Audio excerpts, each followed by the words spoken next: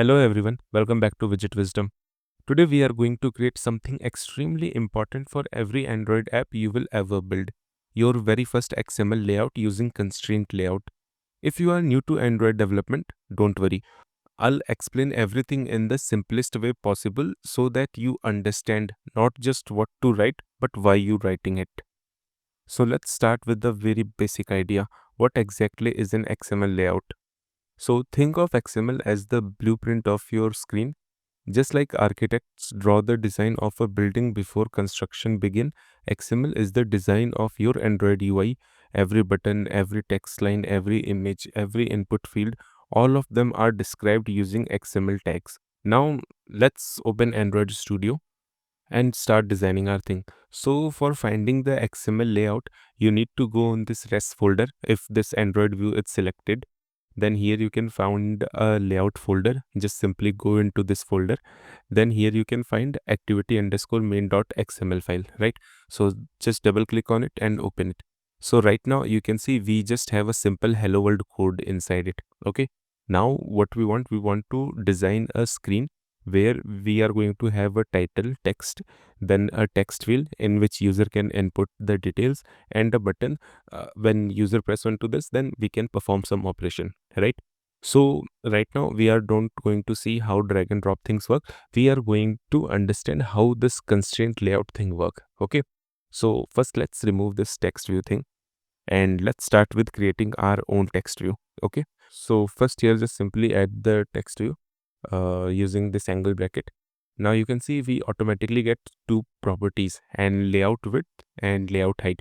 So this width and height will tell the XML that the size of this text view is only going to be as big as its content. Okay, so here for both select the wrap content thing, and for its also select the wrap content thing, because like if we will select match parent thing, then it will going to contain all the available space, but this is what we don't want. Okay, we just want the size should be only equivalent to the content inside it. Okay, now let's also add the text thing here. So let's say what we will say, uh welcome to Widget Wisdom.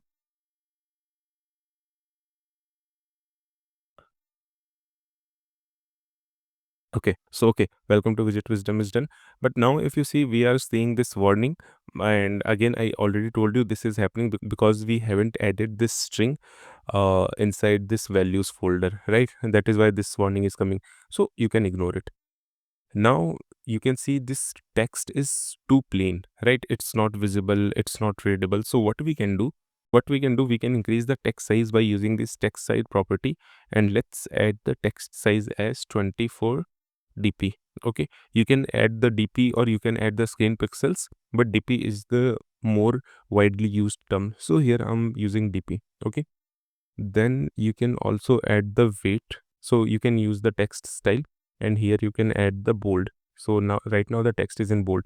Okay, now apart from this, again I already told you that whatever element we are adding inside the XML, all the element need to have a specific id and unique id in the single file. Okay, so here let's give it a id. For example, let's give it a, here you can see our text view is completed, but still we are seeing an error. Okay, now you may ask that if like we had added everything, then why this error is coming? So this error is coming because we haven't added the constraint yet, like the alignment of these element, right? So what basically constraint does, it aligns the item as per the parent or as per the other element. Okay, so right now what we want, that this text view should be aligned to the top. Okay, so here what we can add, here we can add constraint top to top of. Okay, here what this top means, top to top of, here it's mean that the top of this element should be aligned to the top of the parent. Like if we select this to bottom of, then its top will be get aligned to the bottom, and our text isn't going to be visible on the screen. So that's why here we need to add this to top of. Okay, now here you can select, let's say, parent, then you can see our item is aligned to the parent. Okay, like if I drag here, then you can see this line is here because the constraint it added. Okay, Now apart from this, we also need to add the constraint from the left and right. So here simply add constraint and end. So yeah, here constraint end. So constraint end means this right side. Okay, constraint end to start off. So here if we select this start off, then this thing will be get aligned to this, and again our text won't be visible. So here the constraint end should be to the end of right. Okay, so here we will select this end of, and then we will give the parent. Now you can see our text is perfectly aligned to the right side, but we want that text should be in center. So what we will do, we will also add one more constraint, uh, layout constraint start. We will add layout constraint start. What we will do, we will add the left constraint also. So here add constraint start to start off, and then add the parent. Shit. Then add the parent. Then you can see our text is perfectly fine. Now right now the text is like aligned to the top, but we want to add some margin. So what you can do, here you can also add the layout margin top, and let's add the value of, let's say, 24 dp. So our margin of 24 is added. So this is how we can add a simple text view. Okay, now let's see how we can add the text field in which user can enter some value. Okay, so for that, in XML we have this edit text element. Okay, so as soon as you add it, it will again ask for the layout width and layout height. So this time I'm not going to specifying the width as match parent or wrap content. I'm just directly giving it to 0 dp. So the reason is like what the 0 dp is doing here. So 0 dp doesn't mean that our text field won't take any space. It means it will take available space. Like if it is a single element in the, like if it is a single element in the row, then it will take the whole available space, and if there is multiple element, then it is going to be take multiple space. Okay, so this is the reason I have added the width as 0 dp here. You can add the wrap content. Okay, now again here we also need to give it the id. So here add the id property and then give it a et name.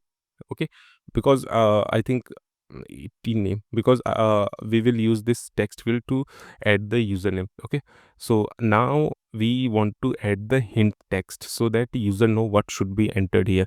So here just add the hint, and then here add enter your name. Okay, so our hint string is added. Now you can see enter your name is perfectly fine. But now again, if you are going to notice, then again this element is top left aligned. It's not coming below this. Okay, so here what we can do, we can again add the constraint, but this time it will be a bit different. Like let's say add the constraint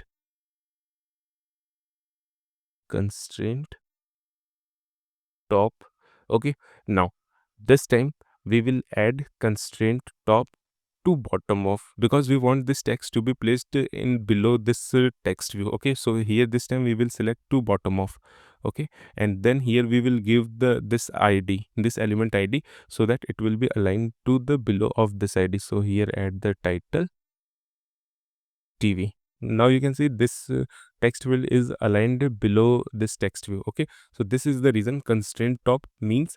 So here this thing constraint top is talking about the current selected elements constraint, and the second to bottom of is talking about with whom we are matching, align that item to that thing. Okay, and we can this start and end we can copy paste it because these are going to be same. Okay, and we can also going to add some margin. So here add the margin top and add the value as 24 dp. Yeah, also add some padding to it. Padding, let's give it a 18 dp. Yeah, it's perfectly fine now. Now let's also add a button to perform some operation. Okay, so here we are going to only simply say button. Then for width, let's add the wrap content only, and for height add the wrap content only, right? Like if you will say match parent, then you can see it will going to take the whole available width. Okay, so let it be match parent only. Okay, now let's also give it a id so that we can access it in our kt file. So add the id parameter. Let's name it as login button. Okay. Now again here, apart from giving the ID, again we need to add the constraint. Okay. So for left and right, just copy paste it because we want it to be left and right aligned. And for its parent, just copy this and add it here. Just replace this ID to ET name.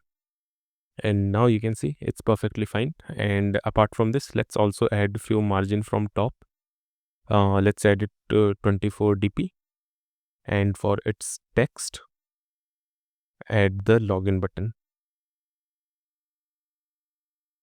We have our text field, we have our text view, and we have a button. So right now you can see it's aligning with the parent, right? So you can add the margin horizontal. Let's add it 25 dp. Okay. And okay, so we added the margin to the text field. Let's also add it to the button. Now it's perfectly fine. Okay, now let's access these items in our KT code and let's perform some operation there. Okay, so for that, first come here and let's create a variable. For example, let's name it as title text. Okay, then here add the find view by ID. Then it's a text view, so here mention text view. Then here add r dot id dot title text view. Okay, now we need to add our other items. So here add text field. So here change the title to edit text, and change the ID to edit text name. It's perfectly fine. Now let's also add our button. So this is going to be login button, and type is going to be button, and ID is going to be login button.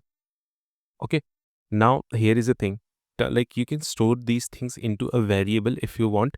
Like if you want to use them into multiple places, then it's a good idea to store them in a variable. And like if it is have a single use, so what we can do, we can directly perform operation on these. Like I can simply set the on click listener method on this if I want, right? But creating variable will make much more sense, like if we had a multiple operation to perform on these items. So first, uh, let's try to run this application so that we can understand if everything is working is fine or not.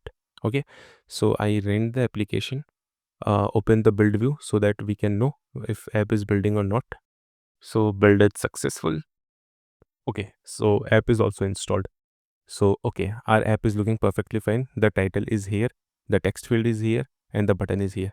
Now let's try to change the title text. Okay, so we can do this by adding title text dot text, because we want to change the text of title text. Okay, so we need to add the text property, and then we can assign our new text here. So let's say I want to add widget wisdom. Now if I save the code and restart the application, then wait for a few seconds. Okay, now you can see our app is getting installed and our text is changed to widget wisdom. So this is how you can modify the text. Okay, now let's also see how we can add the button functionality. So what I want to do here, that when user taps onto this button, then a toast message should be appear, which will say whatever data is entered onto this text field. Okay, so what I'll do here, I'll add login button dot set on click listener method. Then here we need to create the toast message. Okay, so here we will add toast dot make text. So toast is the class, make text is the function which will help to create the toast. Then here we need to give the context, like where to show this toast message. So we want to show this toast message in this main activity.kt file.